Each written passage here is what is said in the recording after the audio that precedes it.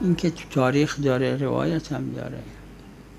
حر در یه برخورد تندی که با امام حسین علیه السلام کرد، چند بار هیچ جلوشون گرفت، با 1000 نفر اومد جلو، گفت نمیذارم از اینجا برید، نمیذارم از اینجا برید، نمیذارم برگردید.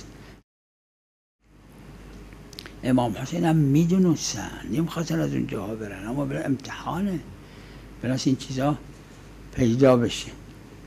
به امام حسین صلوات الله علیه به حر فرمودن ثکلت که امک. غالبا افراد این را به عنوان نفرین برداشت کردن، یعنی مادرت به عزایت بنشیند، اینجوری معناش کرد. من به ذهنم میاد که شاید این خبر باشه نه انشاء به قول علما، نفرین نی.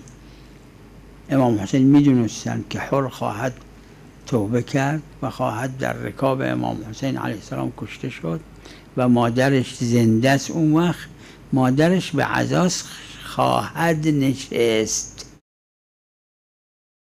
اگه امام حسین میخواستن به عنوان اخبار بفرمان که مادرت خواهد به عزات نشست، نه اینکه مادرت به عزات بنشیند.